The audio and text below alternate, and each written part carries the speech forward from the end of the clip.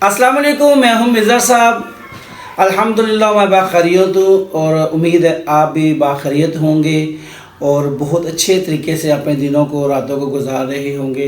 अल्हम्दुलिल्लाह हमारा दूसरा पेपर मैथमेटिक्स भी कंप्लीट हुआ और आप लोगों की मेहनत, अल्लाह की जो है रहमत और माँ बाप और उस्तादा की दुआओं से बेहतरीन हो गया। और मैं उम्मीद करता हूँ मेरे जितने भी व्यूअर्स हैं, मेरे जितने भी चाहने वाले हैं, मुझे जितने भी देखने वाले हैं, उनका पेपर भी अल्हम्दुलिल्लाह बेहतरीन हो गया होगा। क्योंकि जो भी हम लोगों ने आप लोगों के साथ अपने तजर्बे की रोशनी में चीज़ें शेयर की थी, नॉर्मली जो है वो जनरली पेपर वहीं से आया है। सो आप लोग मेहनत करते रहें, हम आप लोगों के साथ हैं। तो इंशाल्लाह जब मेहनत जो है वो उसका जो समर है वो हर इंसान को मिलता है। चूँकि इसका वादा अल्लाह ताला ने कुरान मजीद में किया है कि हर इंसान के लिए वही है जिसके लिए वो कोशिश करता है। तो जब अल्लाह ताला का वादा आ गया तो इसमें फिर दूसरी राय कोई नहीं होती। सो अब हमारा अगला पेपर फिज़िक्स का है। माशाल्लाह हमारे बोर्ड को सलूट है जिन्होंने इतनी अजीब सी डेटशीट बनाई कि पेपर के अंदर 5 छुट्टियां दे दी और एक केमिस्ट्री जो हमारा 11 मई को है उसमें कोई छुट्टी नहीं दी। So this is an another topic, आज हम इस पर बात नहीं करेंगे।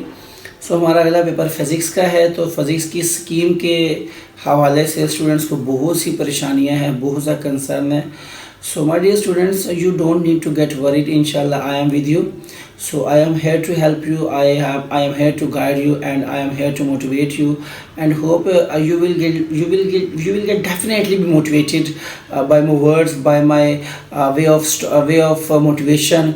और आप लोगों को जो चीज़ें बताई जाएंगी, जो बताई जाती हैं, आप उस पर अमल भी कर रहे हैं और फ़ायदा भी हासिल कर रहे हैं।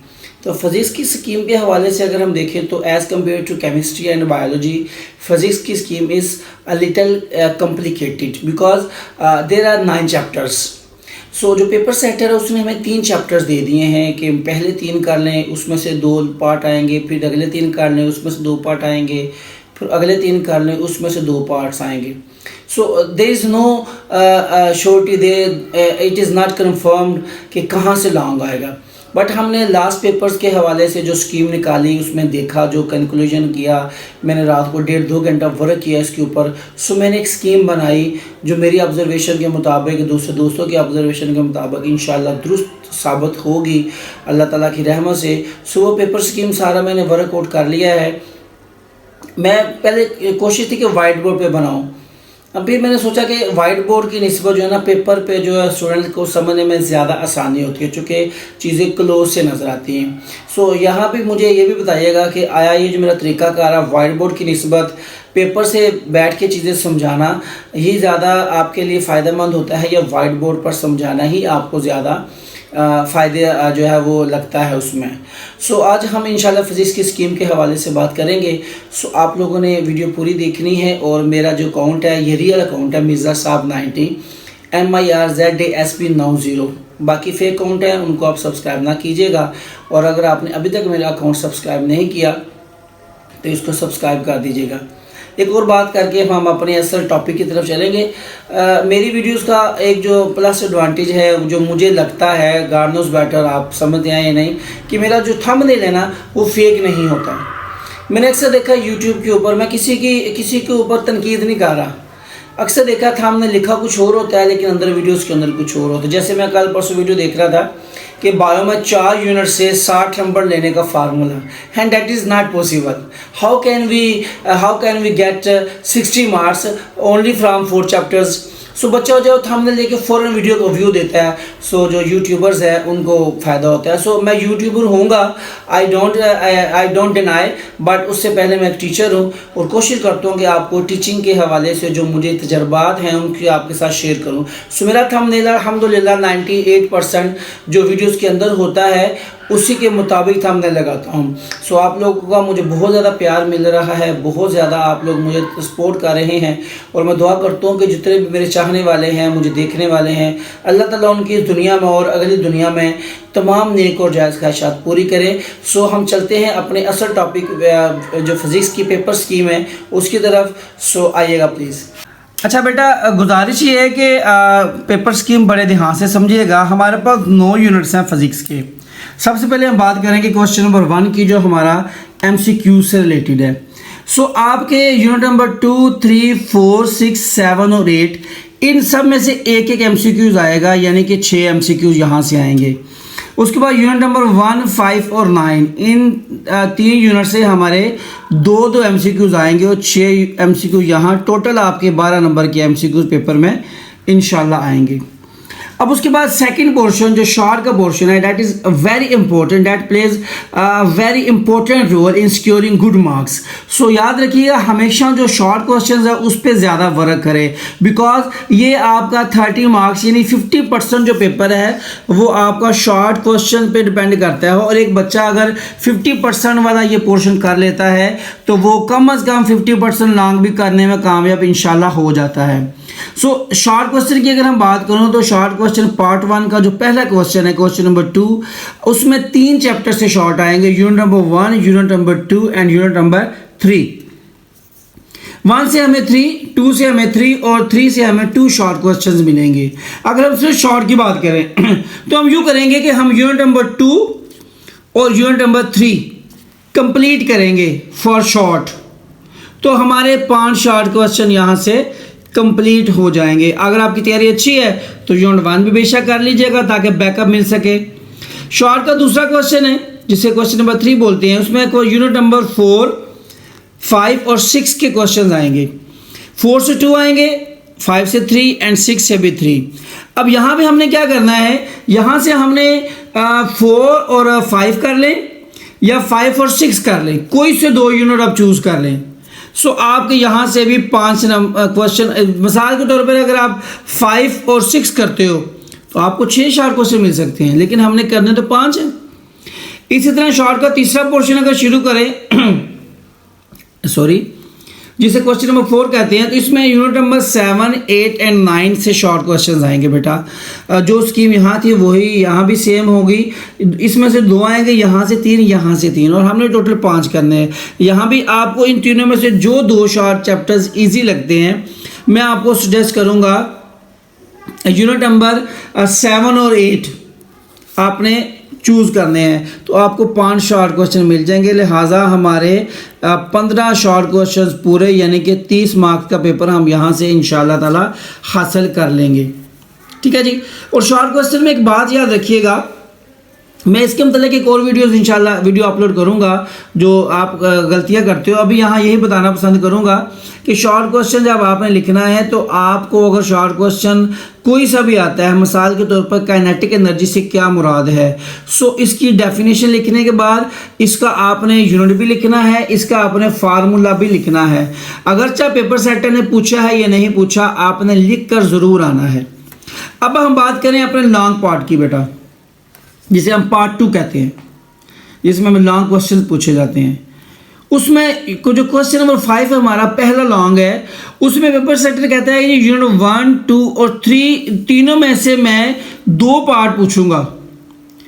मेरी जहाँ तक ऑब्जर्वेशन है, जो पेपर स्कीम है, जो पेपर सारे पास के पेपर्स हम देख रहे हैं, आपने यूनिट नंबर 2 और यूनिट नंबर 3 को लॉन्ग के लिए तैयार करना है।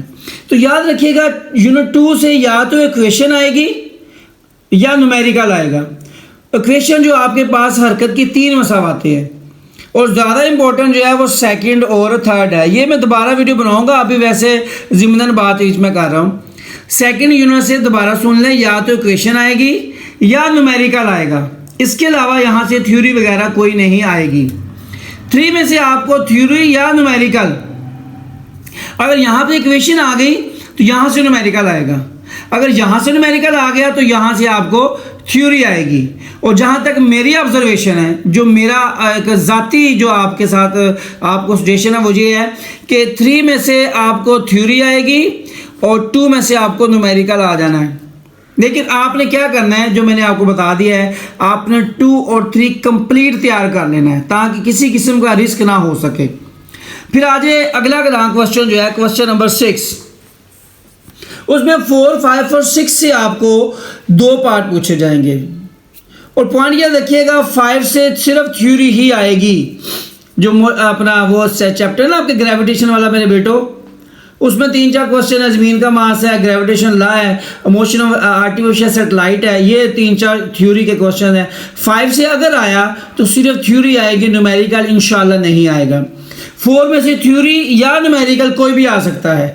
इसी तरह 6 में से ज़्यादा जो चांसेस हैं, 90% चांसेस हैं यहाँ से न्यूमेरिकल आएगा और 10% चांसेस यहाँ से थ्योरी आएगी। लेकिन 4 के मुताल्लिक 100% ये भी है और 100% ये भी है। हो सकता है थ्योरी आ जाए, हो सकता है न्यूमेरिकल आ जाए। पिछले जो माजी के पेपर में अगर हम देखें तो 5 से सिर्फ थ्योरी आई है और 6 से ज़्यादा न्यूमेरिकल आया है और 4 से ज़्यादा थ्योरी आ रही है। यानी 4 या 5 से थ्योरी आती है और 6 का न्यूमेरिकल ज़्यादातर आ रहा है। लेकिन एहतियातन आपने क्या करना है, ये जो आपका पोर्शन है, अगर आप चाहते हैं कि आपका नंबर ख़राब ना हो तो आपको 4 और 6 कंप्लीट रेडी करने पड़ेंगे और 5 की सिर्फ थ्योरी। 6 में बेटा थ्योरी के 2 क्वेश्चन आए, 3 काइनेटिक एनर्जी है, पोटेंशियल एनर्जी है, उसके अलावा वो law of conservation of energy है। आई थिंक ये 2-3 शॉर्ट थ्योरी के क्वेश्चन हैं, वो तैयार कर लीजिएगा, वो इतना को मुश्किल नहीं है। उसके बाद आ जाते हैं क्वेश्चन नंबर 7 में यूनिट नंबर 7, 8 और 9 इन तीनों में से 2 पार्ट पूछे जाएंगे। और इसमें जो यूनिट नंबर 9 है ना, इसमें से थ्योरी ही आएगी, इसमें से न्यूमेरिकल नहीं आना, बिकॉज इसमें सिर्फ 2 न्यूमेरिकल्स हैं और वो नहीं आएंगे इंशाल्लाह। थ्योरी आने के चांसेस, और थ्योरी आने के चांसेस भी सिर्फ 20% है।